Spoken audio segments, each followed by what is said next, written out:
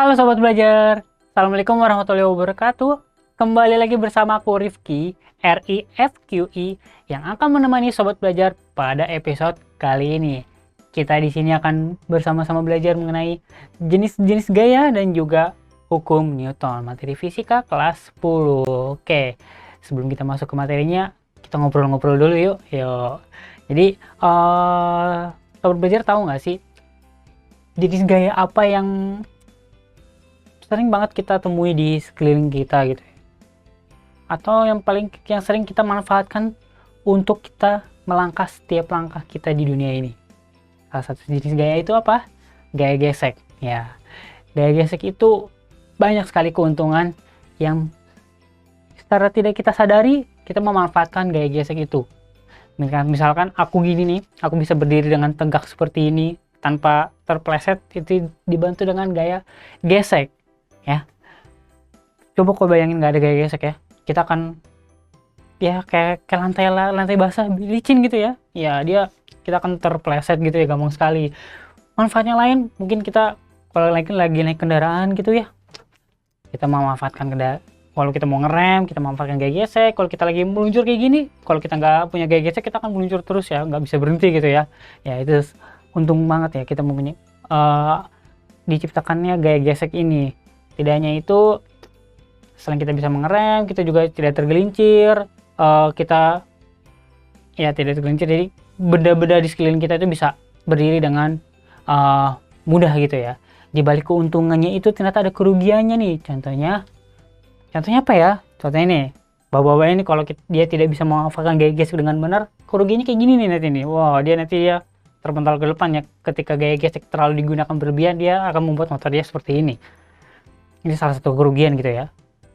Kerugian lainnya ya, misalkan di ban kita nih, ban kan dia akan bergesekan terus dengan aspal, dia akan menyebabkan panas dan juga bannya ini menjadi aus ya. Makanya jangan heran ketika Sobat Belajar melihat motor-motor atau mobil ada bannya yang sudah terlihat botak gitu ya, kata itu karena dia mengalami efek kerugian dari gaya gesek yang dia alami selama dia digunakan.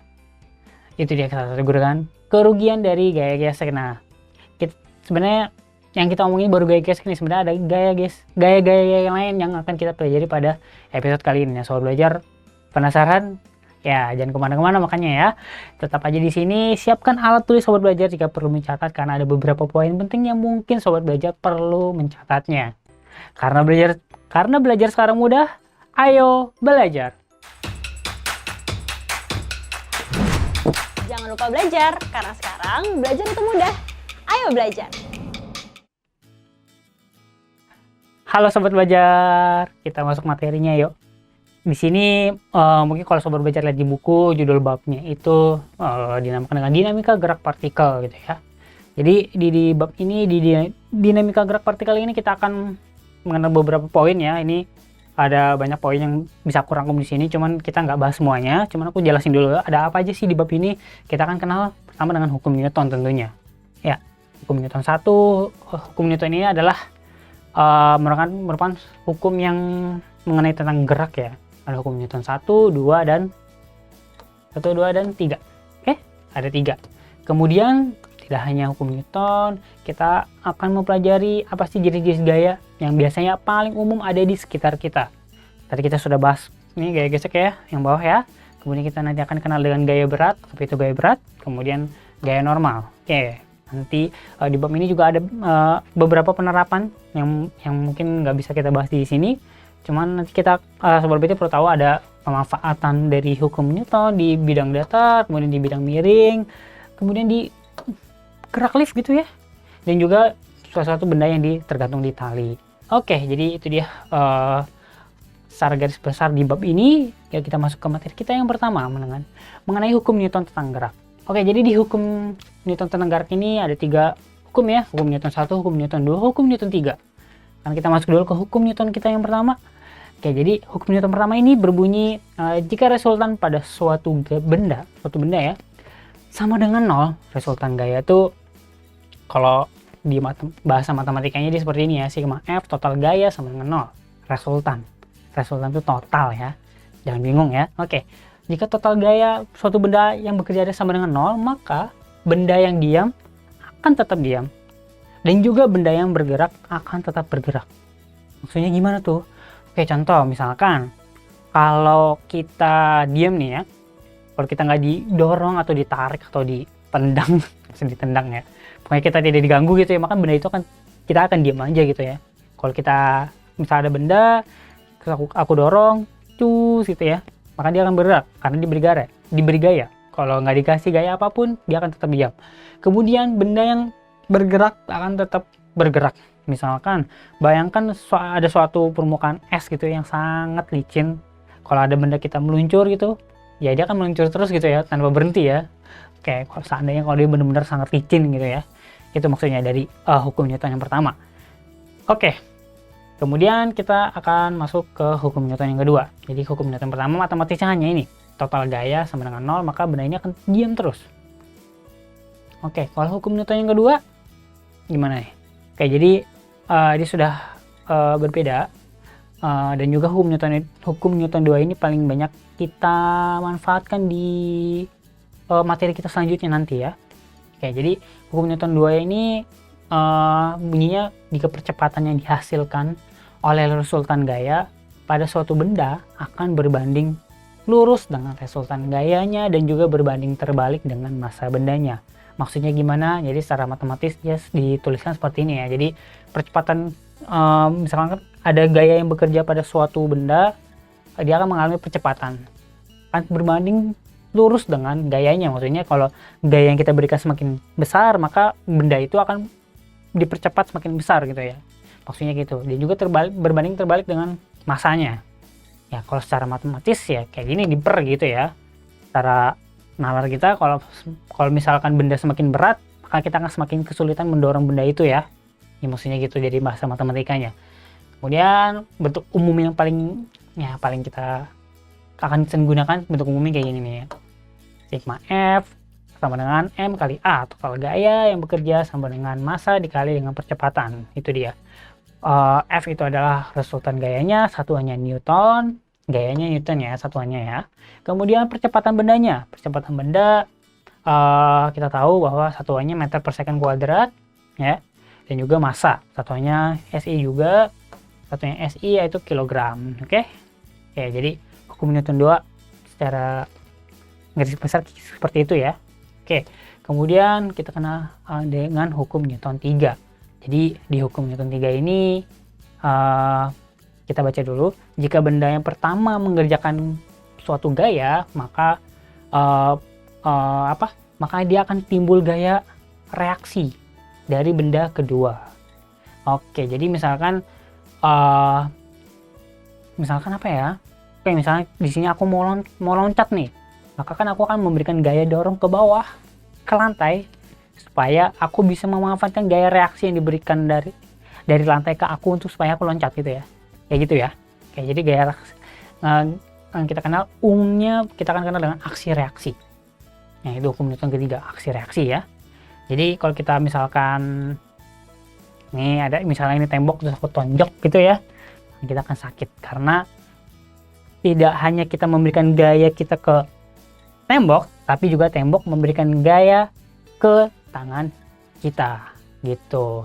Ini hukum Newton tentang 3 aksi reaksi. Yuk kita coba dulu ke latihan kita yang pertama. Di soal nomor 1 di sini kita akan otak-atik dulu hukum Newton yang sudah kita pelajari tadi ya. Kita baca dulu yuk. Suatu gaya yang bekerja pada benda yang masanya 5 kg. Ya, misalnya ada benda ini masanya 5 kg nih. Dia mengalami percepatan sekian nih, 2 meter per second kuadrat. Jadi dia mengalami percepatan berarti dia punya gaya, dia dipengaruhi oleh gaya. Aku tulis F ya. Kemudian dengan gaya yang sama ya, gaya yang sama akan menyebabkan benda yang bermassa 20 kg mengalami percepatan berapa. Oke, jadi case yang pertama massa diberi gaya. Ada massa 5 kg, diberikan gaya, dia mengalami percepatan 2 meter per second kuadrat. Oke, gayanya misalnya F ya. Oke, F1. Kemudian di kasus yang kedua, jika gaya yang diberikan sama, maksudnya gaya yang sama ya. Jadi kasus yang kedua ini gayanya sama, F1 sama dengan F2. maksud dari kalimatnya itu ya, akan menyebabkan benda yang bermassa 20 kg. Di kasus yang kedua ini, kalau massanya ini menjadi 20 kg, gayanya sama, dia akan mengalami percepatan berapa? Oke, sekarang kita coba hitung yuk. Jadi kita tahu bahwa F1 sama dengan F2. Oke, maka tadi kan di hukum Newton keberapa yang menyatakan gerak yang ada percepatannya? Hukum Newton 2 ya. Jadi total gaya sama dengan M kali A, hukum Newton kedua. Jadi bisa kita tuliskan di sini bahwa M1 dikali A1 sama dengan M2 dikali A2. Oke, jadi seperti ini. Kemudian M1-nya tadi di kasus yang pertama adalah dia massanya 5 kg. 5 kg, kemudian percepatannya 2 meter per second kuadrat. Kita tulislah. Kemudian M2 di kasus kedua jika massanya 20 kg, ya. Kita tulis 20, kemudian percepatannya berapa? A2-nya berapa? Itu yang kita cari. Kita lihat di sini berarti 5 kali 2 10 sama dengan 20 A2. A2 sama dengan 10 bagi 20 ya. 20-nya aku pindah ke kiri ya. Kayak aljabar biasa.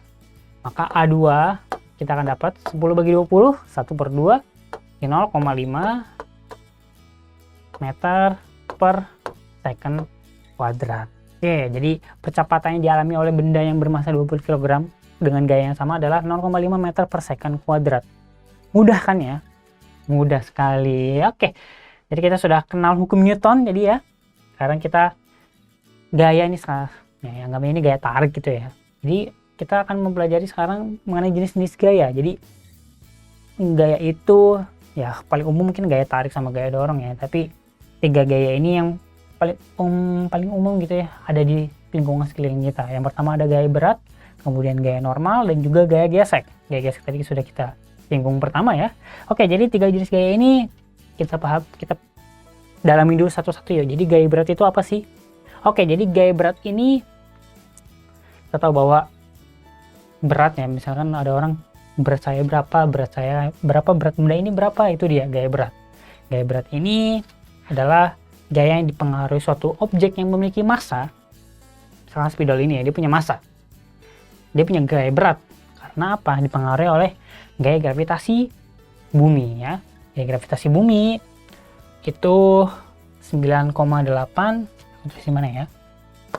Oke, sama dengan 9,8 meter per second kuadrat.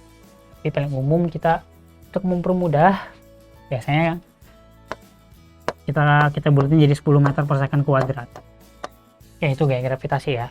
Jadi karena gaya gravitasi bumi itu menarik kita ke bawah, maka secara gambar kalau ada suatu sistem, gaya berat itu ditanda panahkan ke bawah. Oke, itu gaya berat ya. Kemudian kita akan kenal dengan apa lagi? Gaya normal. Jadi kalau tadi gaya berat itu ke bawah, maka gaya normal itu yang ke atas. Maksudnya gimana? Jadi kita baca dulu definisinya. Jadi gaya normal itu adalah gaya yang bekerja pada bidang yang bersentuhan dengan dua permukaan benda dan arahnya selalu tegak lurus dengan bidang sentuhnya ya. Jadi misalkan kalau gambar di sini.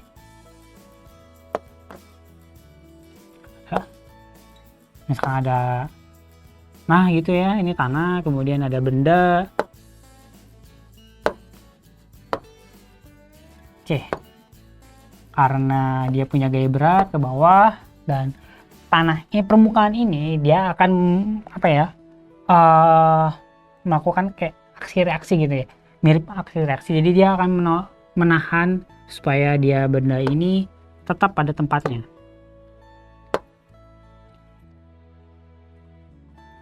Jadi dia ke atas. Ini gaya normal ya. Kalau tadi yang hijau ini, oke, yang hijau ini gaya beratnya. Kenapa dia seperti ini? Karena seandainya kalau ini permukaan ini nggak ada, maka dia akan jatuh ke bawah ya. Misalnya kita nih, kalau misalkan di lantai, aku menginjak lantai, tiba-tiba lantainya nggak ada, aku akan jatuh ke bawah ya. Nah, karena aku menginjak lantai, maka aku tidak jatuh ke bawah. Karena apa? Karena ada gaya normal yang diberikan oleh lantai kepada aku gitu ya. Jadi supaya aku nggak jatuh terus ke bawah. Cara buktinya kayak gitu aja, mudah kan ya. Jadi gaya normal ke atas, oke? Tegak lurus dengan permukaan. Kata kuncinya di sini selalu tegak lurus dengan bidang sentuhnya. Jadi kalau misalkan bidang sentuhnya seperti ini, maka dia tegak lurusnya ke atas. Kalau bidang sentuhnya seperti ini, contoh lain misalkan di turunan, di tanjakan, atau di sesuatu bidang yang miring, maka gaya normalnya harus tetap tegak lurus ya. Jadi tegak lurusnya seperti ini. Nah ini bidangnya, dia akan tegak lurus seperti ini. Dia agak miring sesuai dengan kemiringannya ya. Oke, jadi kalau di sini, kalau kasus yang bidangnya datar, maka besar gaya normal ini akan sama dengan gaya beratnya. Kalau dia miring, ada beberapa harus yang kita perhatikan dengan faktor kemiringannya. Kalau misalkan gaya normalnya begini, maka dia akan sama dengan yang ke bawahnya, yang tegak lurus juga, yaitu W cos theta. Ini dapat dari mana nanti kita akan bahas di materi terpisah ya. Kita fokus gaya normal dulu aja. Kita cukup kenal dulu ya sekarang ya. Gaya normal, gaya yang selalu tegak lurus dengan bidang sentuhnya. Oke, itu gaya normal. Sekarang yang tadi sudah kita bahas di awal, kita akan kenal dengan gaya gesek. Jadi gaya gesek ini, gaya gesek itu perlu diingat bahwa gaya gesek itu selalu melawan dengan arah gerak bendanya. Jadi kalau misalkan ini jalan raya gitu ya, kemudian ada benda,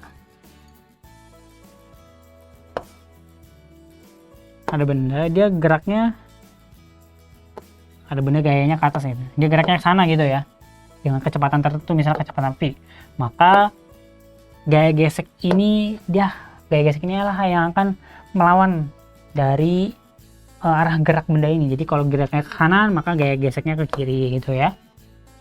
Kenapa begini?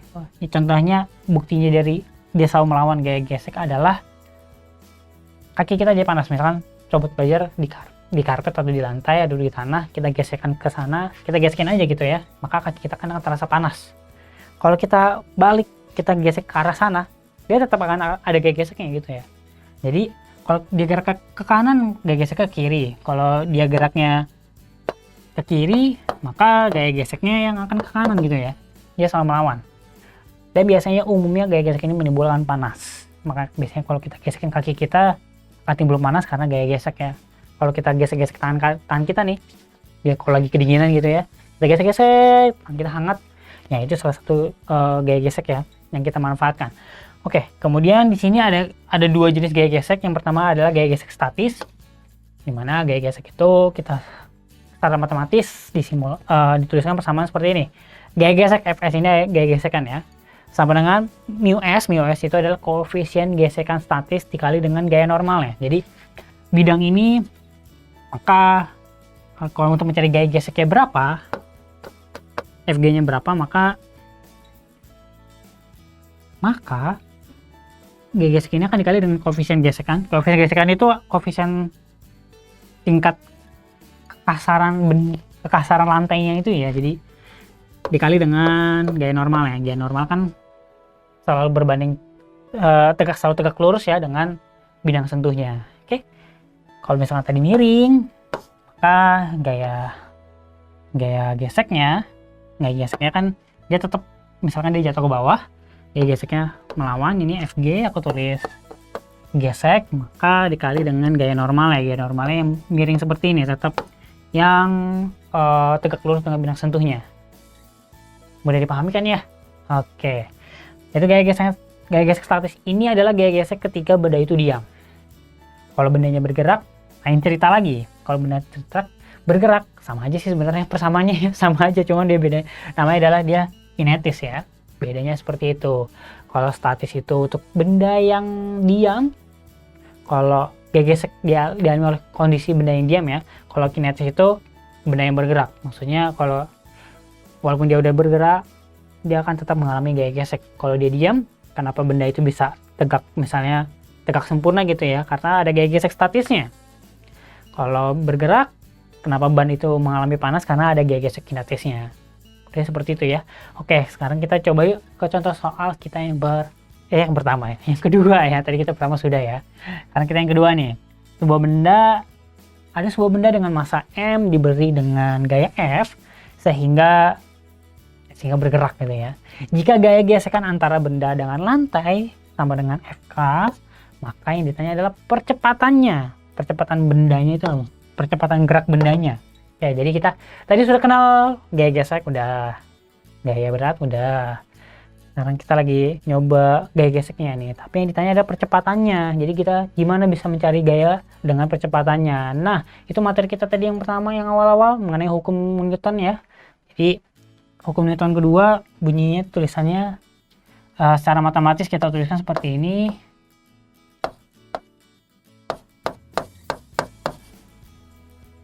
Total gaya yang bekerja sama dengan M kali A.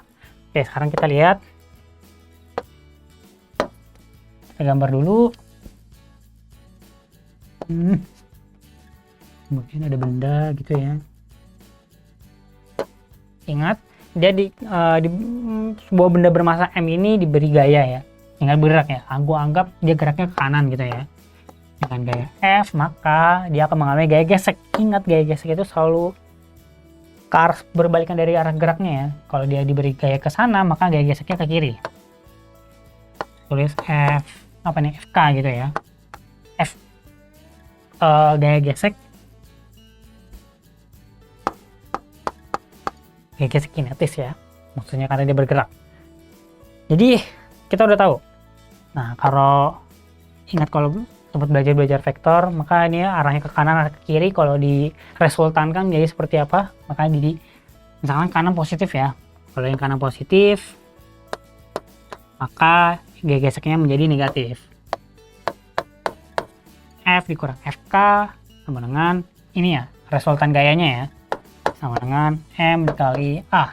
Yang ditanya adalah percepatannya, maka percepatannya coba kita pindah A sama dengan F dikurang dengan FK dibagi dengan masanya. Jadi ya katakan ini simbol semua, jadi tapi sinilah perhitungan kita di soal nomor 2. Jadi percepatannya seperti ini ya.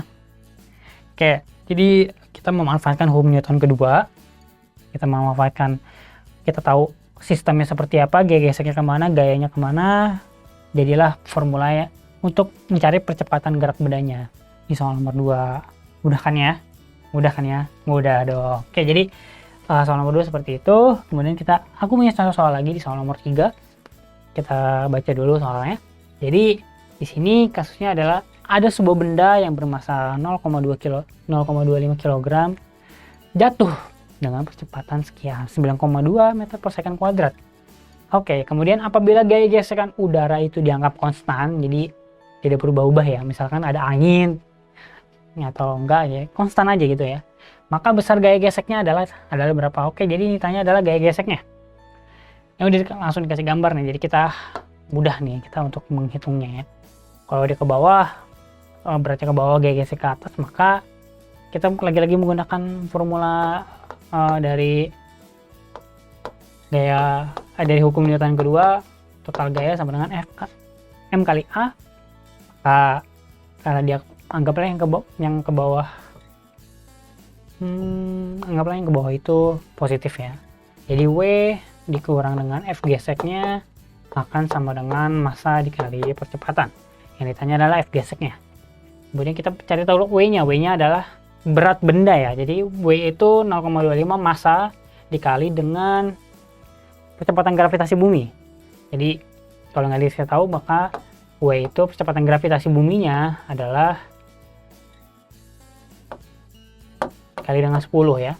Kalau nggak dikasih tahu ya, hasilnya kan 9,8 ya. 0,25 dikali 10, kemudian dikurang dengan gaya geseknya sama dengan M. Masanya tadi 0,25 dikali dengan percepatannya ya 9,2.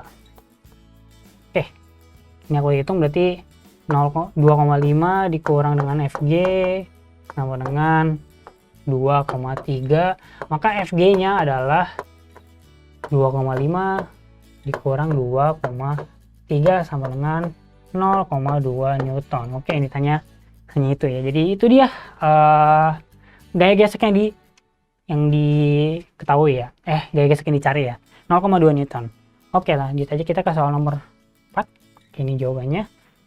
Oh, udah ada ya. Oke, jadi coba. Oke, jadi di soal nomor 4 ini kita lihat ada sebuah benda meluncur dengan kecepatan 4 meter per second pada permukaan bidang datar yang kasar gitu ya. Jadi ini lantainya kasar nih. Oke, kemudian koefisien gesekan kinetisnya adalah 0,4. Yang ditanya jika massa benda itu 2 kg dan percepatan gravitasi 10, benda itu akan berhenti setelah menempuh jarak berapa. Jadi mula-mula dia meluncur 4 meter per second kuadrat, kemudian dia berhenti setelah jarak berapa karena ada geseknya ya. Jadi kita tahu bahwa F sama dengan M kali A. Ya, itu dia hukum Newtonnya. Kita cari dulu gaya geseknya. Kita tahu bahwa gaya gesek adalah koefisien gesekan kinetisnya dikali dengan gaya normalnya. Gaya normal itu sama dengan berat bendanya. Koefisien gesekannya 0,4. 0,4 dikali dengan 2 kali 10, maka kita dapat 8 Newton gaya geseknya. Belum berhenti di situ, kita cari tahu dulu percepatannya. Total gaya berarti minus F A sama dengan massa dikali percepatan. Minus F nya minus 8, karena aku tulis minus karena dia melawan arah geraknya ya. Sama dengan massanya 2 dikali dengan percepatannya A nya. Maka A sama dengan minus 4 meter per second kuadrat. Arti minus di percepatan adalah dia mengalami perlambatan. Oke, gaya gesek yang memanfaatkan gaya gesek ya. Maka benda akan berhenti setelah menempuh berapa. Nah, ini balik lagi ke materi ya. Gerak benda, percepatan, kita GLBB ya, karena dia mengalami percepatan perlambatan. Jadi kita akan ingat formula ini, Vt kuadrat sama dengan V0 kuadrat ditambah 2AS. Karena dia akan berhenti, maka kecepatan akhirnya dia 0 ya. Sama dengan percepatan mula-mulanya adalah 4 meter per second kuadrat. Ini di sini. 4 kuadrat ditambah 2 dikali minus 4 dikali dengan jaraknya. Sama dengan 16 dikurang 8S. S sama dengan 16 per 8 sama dengan 2 meter. Jadi benda ini akan berhenti setelah menempuh jarak 2 meter. Nah, ini sudah campur-campur nih sama GLBB ya. Jadi jangan lupakan materi-materi kita yang sebelumnya ya. Oke, jadi itu dia soal belajar contoh soal materi untuk jenis gaya dan hukum Newton. Jadi cukup sekian ya sampai di episode kali ini ya. Jadi senang sekali bisa menemani soal belajar pada hingga saat ini. Semoga bermanfaat untuk sobat belajar di rumah. Sampai jumpa di episode selanjutnya. Karena belajar sekarang mudah, ayo belajar. Bye-bye. Jangan lupa belajar, karena sekarang belajar itu mudah. Ayo belajar!